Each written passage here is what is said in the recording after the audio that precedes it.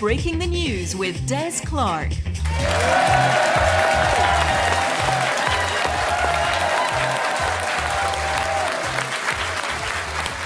I am Des Clark, and this is Breaking the News, the show that breaks the week's news and asks four opinionated panellists to put it back together again. And this week, we are celebrating our 200th episode!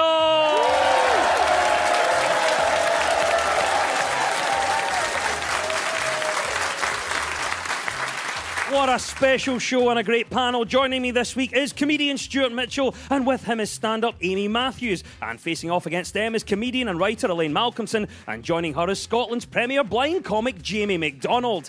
In the news this week, it is our 200th episode. Back when we started, the world was a very different place. A Tory government, arguments about Scottish independence, and the NHS at breaking point. Oh, how times have changed. Yes, at 200 we're now so old, Wayne Rooney's been trying to chat us up. In other news, Boris Johnson has flown to Marbella in Spain for a holiday with his pregnant wife Carrie and his son Wilfred. He's understood to have left just after his speech at the recent Tory party conference, and ministers are now scrambling to put Marbella on the red list so he can't get back. And a rocket company has signed a deal with a space launch facility planned for the Shetland island of Unst. The company said there's nothing special about launching spacecraft from Shetland except for the time it takes to knit the spacesuits. Right, you've met the panel, let's crack on with round one.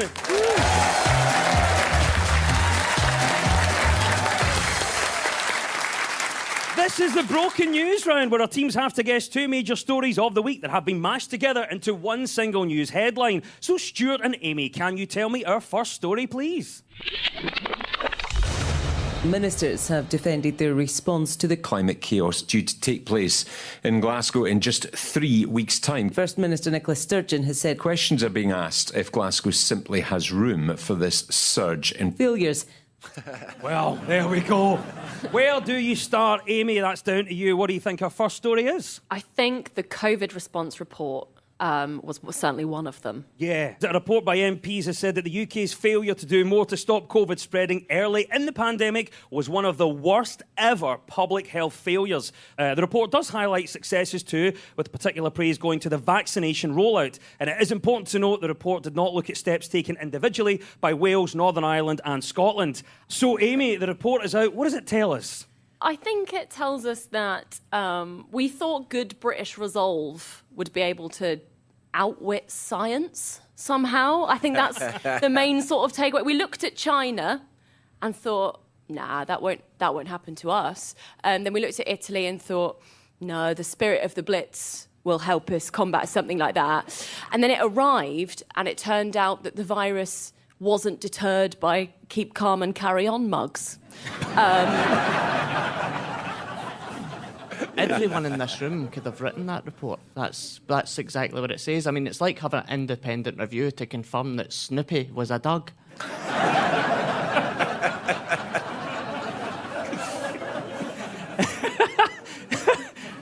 Jamie McDonald, we have the report on the reaction to COVID-19 and how the government, certainly down south, dealt with it. What does it tell us? I think that the outcome is we should have been grounded a week earlier than we were. Because I think there's this idea that we were all really, really up for being grounded in lockdown last year. We should have gone in a week earlier, we'd have all been fine. But no, I mean, I was still furious about lockdown. They only broke me about week 35. Now, if there's an outbreak of athlete's foot, I just see in the winter. You know, I'm on. Elaine, what have you made of it? The report on the COVID response is out. What have we learned from it? I've read bits of it, and it's very carefully worded. There's no names, no specifics. It's like they're writing a text message the morning after and you can't remember. I bet there's even a bit in the appendix that says, also, has anyone got my shoe? Jeremy Hunt, he was on the panel, wasn't he? Do you remember Jeremy Hunt? Remember he was the most hated health minister in their lifetime? And then Matt Hancock turned up. Challenge accepted. But obviously the report's reflecting on what happened at the start of the pandemic. But Amy, how do you think we're doing now? I was walking home via Sauchiehall Street this week and I saw a girl eat a chip out of another girl's hair as she was passed out outside of a club. Does that answer your question? Yeah. Jamie, what are you thinking then? Obviously, the report reflects on how we started with the pandemic, but how do you think we're doing now?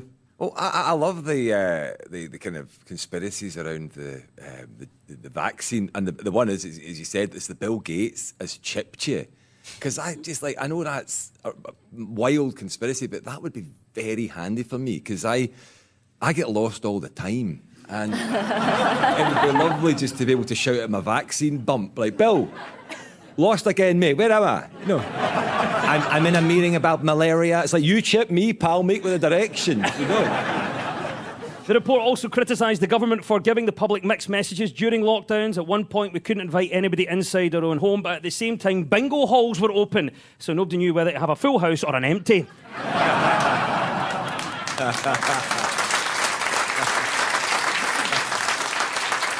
And there we are. The report into the handling of the COVID-19 pandemic is the correct answer. Stuart and Amy, you get 2 points for that. Now to you, Elaine and Jamie. What was the other story we were after?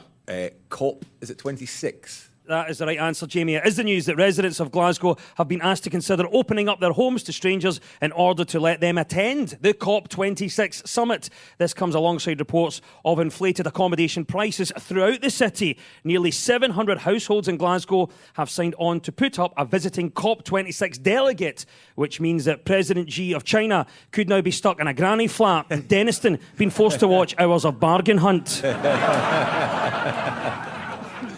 I'd worry that after spending a fortnight with me, people might end up in support of destroying the earth rather than saving it.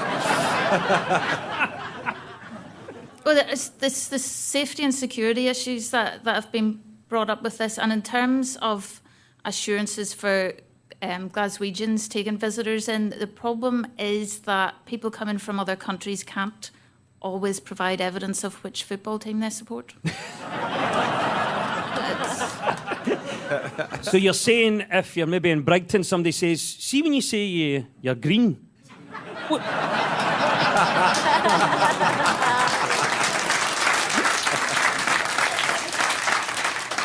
Stuart, what do you think? We're being encouraged to take people in if we can. Would you take someone in? Well, that's dying bigger, so I'm too far out.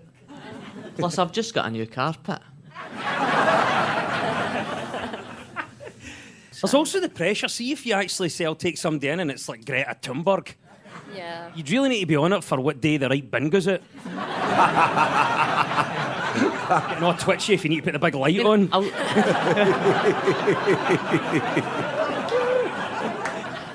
Amy, what do you think about this? Because some people are defending hospitality, saying they've had a tough year and a half, and obviously supply and demand. Do you think in any way the big price hikes in accommodation are justified? But I think people just need to get creative about how they're pitching their terrible accommodation. I think you should just, like, if it was me, I'd put a picture of Mr. Tumnus next to a picture of Harry Potter with the slogan, "Adventures start in a cupboard." And then it's fun, isn't it? Elaine, what do you think about this then? What would you do to solve this accommodation problem? Just invite them to the evening do and hope they don't bother.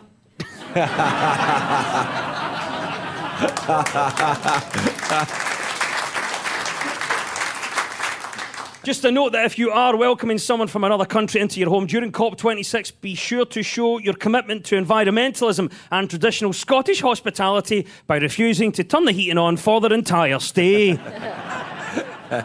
There you go. Well done, Elaine and Jamie. You get 2 points for that. And at the end of that round, well done. The teams are all square.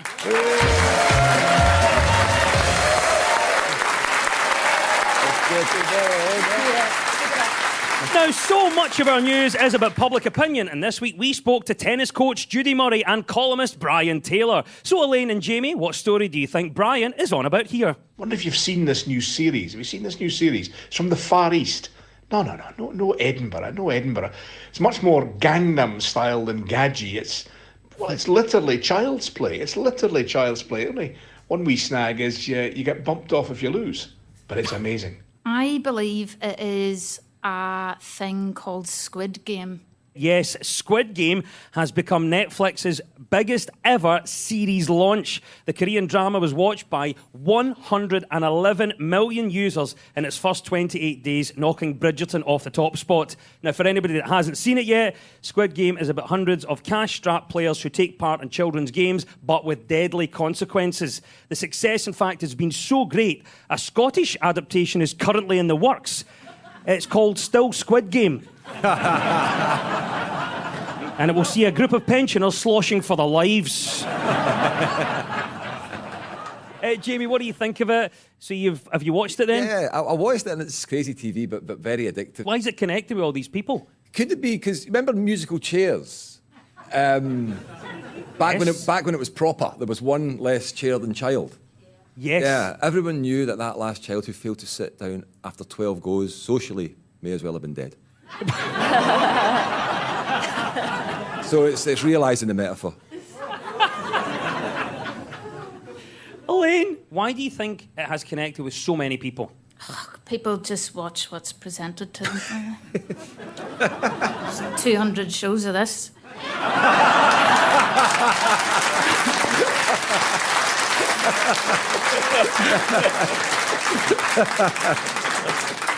I don't know. What I haven't told Elaine is that one of the panels are getting shot at the end of the... Did they say 111 million users? But that only, I mean, that's 9 subscribers who shared their password. Me and my wife, we watched it back to back because we can't bear to look at each other.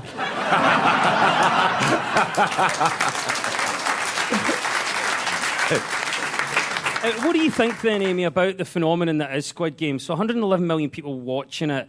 It just feels surprising that such a brutal show has connected with so many. Why do you think it is? It's because people feel better about themselves when they see other people in worse situations. Like, that's just like human nature. It's probably just us all looking around, being like, there's no petrol. The southern hemisphere is on fire. Cheese is like £8. At least I'm not being shot by a big Korean baby. There's always someone worse off than yourself. Yeah. Squid Game, of course, if you haven't seen it, is making a deadly version out of school and childhood games. So, Jamie, how would you make a deadly version out of your favourite school game? That's easy. It's kiss, cuddle, torture, and murder.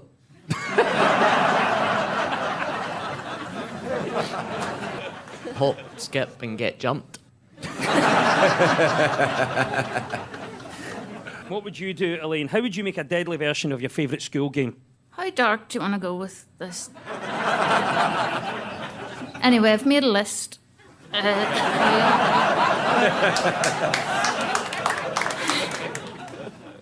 Curbsy with a breeze block. Hopscotch on thin ice. That's a good one. Oh, they like that one. They like that one. And what time is it, Mr. Wolf, with an actual wolf with rabies?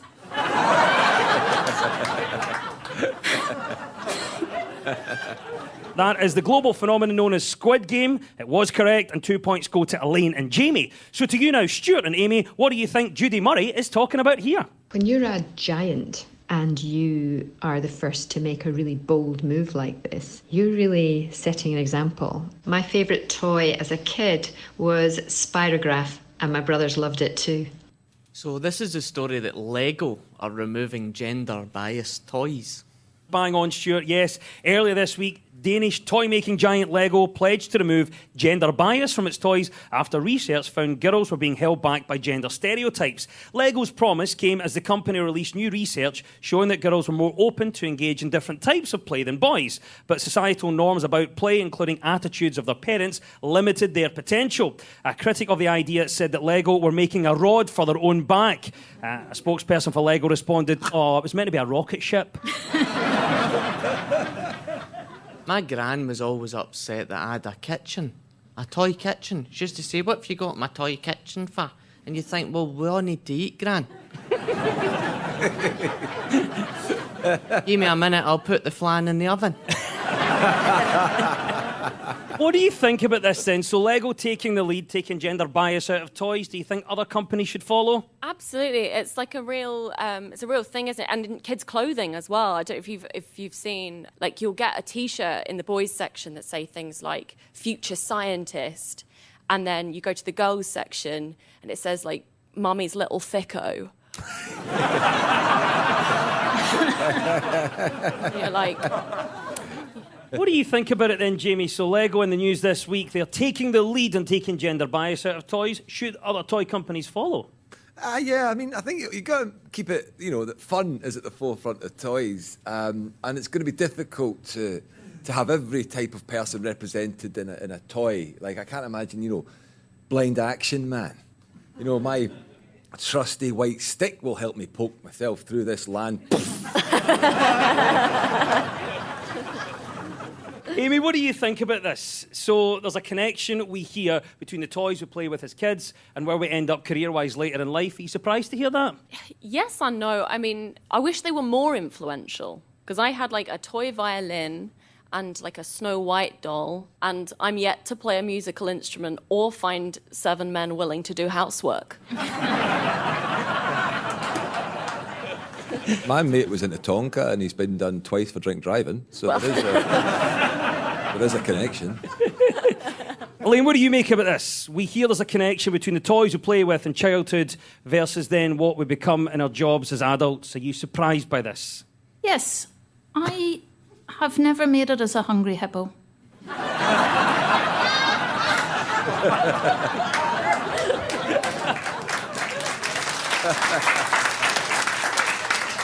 I don't know. They say they're going to ensure any child can build anything they like, and that sounds great until you remember that's how Cumbernauld happened.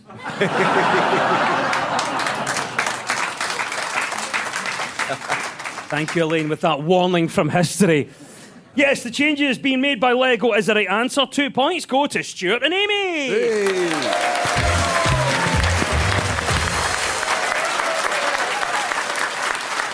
You are tuned to Breaking the News on BBC Radio Scotland with me, Des Clark. Now, this round is all about who's in the news. So I will play you a clip of a mystery person. All you have to do is tell me who it is. Stuart and Amy, you're up first this time. So who is this? We've been lectured and told about the safety procedures. I feel comfortable, but I'm also uncomfortable. Is this William Shatner? They're packing him off to space as a treat. Yeah.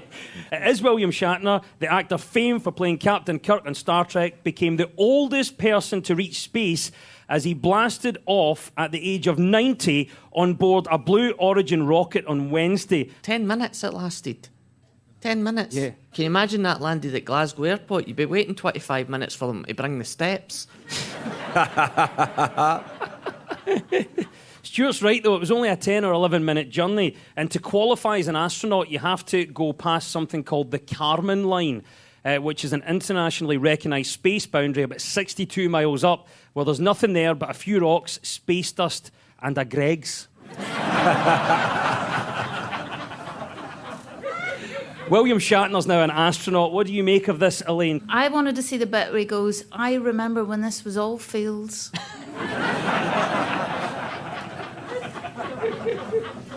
I mean, did he know he was going? Like, is it that kind of thing? Are we going to the store? Are we going? Oh, come on, William. This way in the hatch. What? It says he's going to go up in the air. What? I'm going to heaven. What?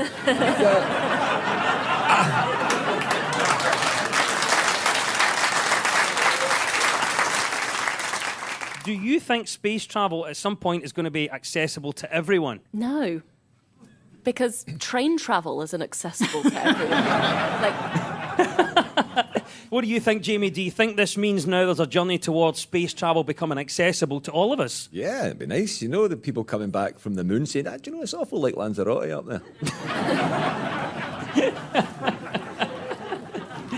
I think the problem will start because it's Amazon, it's Jeff Bezos. Yes, the boss of Amazon has organised all this. Has organised all this, and it'll be fine till someone doesn't come back and their family just get a wee card through the door saying they've left them in a safe place. So here's a question. What would you like to do when you turn 90? Well, I'll never reach 90. because my family's life expectancy, I'm actually due to die on Tuesday.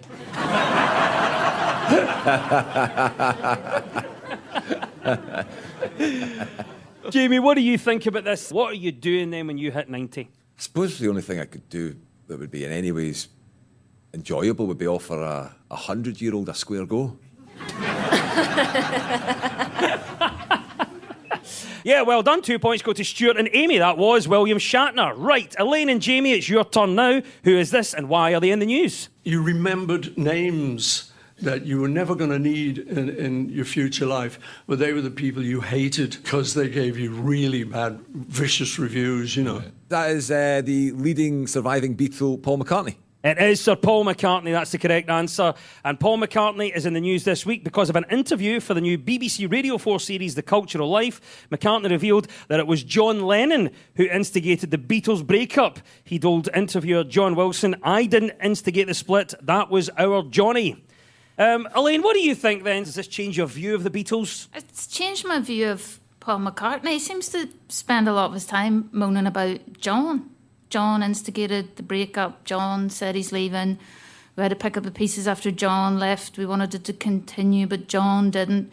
You see, when John went to lie in a bed for a week for peace, maybe John wanted to lie in a bed for a week to get a bit of peace. From Paul. Stuart, what do you think about this? Sir Paul McCartney now saying it was John that instigated the split in the Beatles. Does it change your view of the band in any way? I have never, ever listened to a Beatles song all the way through in my entirety. So it's your fault they broke up? Aye. People talk about the Beatles. I've never, maybe I've heard one at a wedding, maybe I've heard it at an event, but I've never listened to music, ever. I've hated music. I was too busy in my kitchen.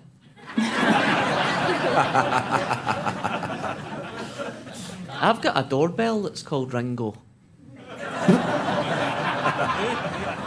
Does it play the drums? No, it just plays a tune when somebody's at my door. And it's called Ringo. Is that the guy for the Beatles that invented my doorbell? And ironically, that's the only tune you've ever listened to. Nor do I think George Harrison was the inspiration for George at Asda. But I'll look that up. One of them was a big Russian leader, wasn't he? Yeah. Who's that? Lenin. Then he managed Celtic. What a career. So Paul McCartney's been talking about the breakup of the Beatles, topical news. It's a breakup that's still being talked about to this day, but what has been your most awkward breakup? Leaving my contract with BT Broadband.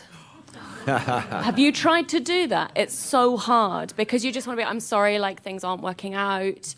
Like I'm paying for you, but you're not doing anything. And then like they ring you back and tell you all the reasons why they should stay, why you should give them a second chance. And then you eventually break free. And now I'm with a new partner called Virgin Media, and they're exactly the same. We're talking about breakups with the Beatles, but what has been your most awkward breakup? I think it was probably 2006 when I left the Sugar Babes.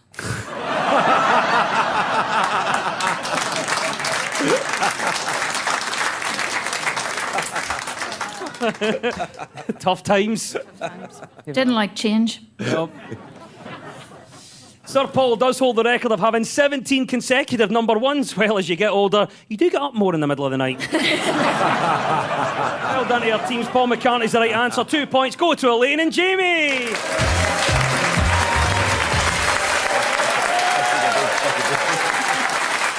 And it's time now for our final quickfire round, which is all about deciphering the numbers in the news. So I will read out a headline. All the teams have to do is fill in the blanks. So get ready, teams. When we run out of time, you'll hear this. I love Scotland, yes I do. There you go, that is our Adele there after watching Scotland beat the Faroe Islands. What a glory hunter. Never in doubt, ladies and gentlemen. Right, let's go, teams. Fingers on buzzers. 1 in 5 people say, what is their biggest vice? Jamie. Miami.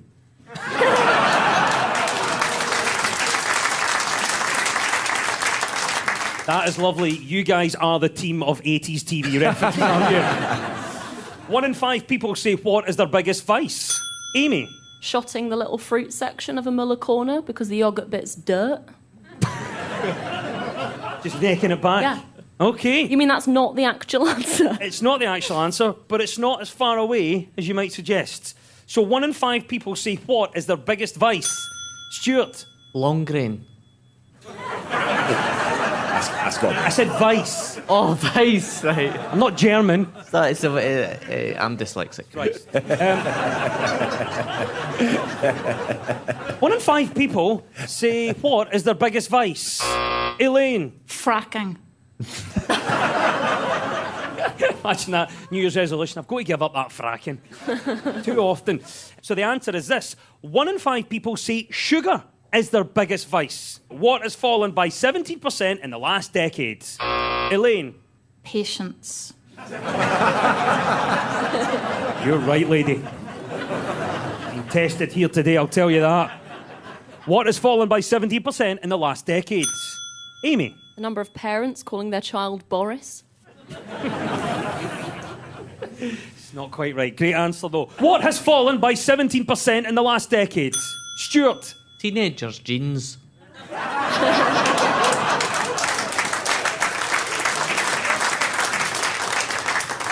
What has fallen by 17% in the last decade? Jamie? William Shatner's testicles.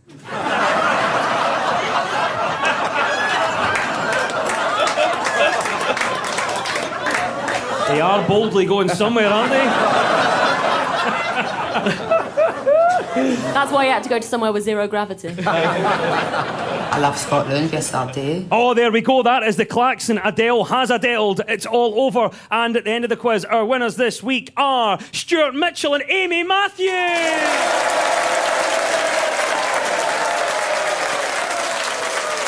Close run thing, so commiserations to Elaine Malcolmson and Jamie McDonald.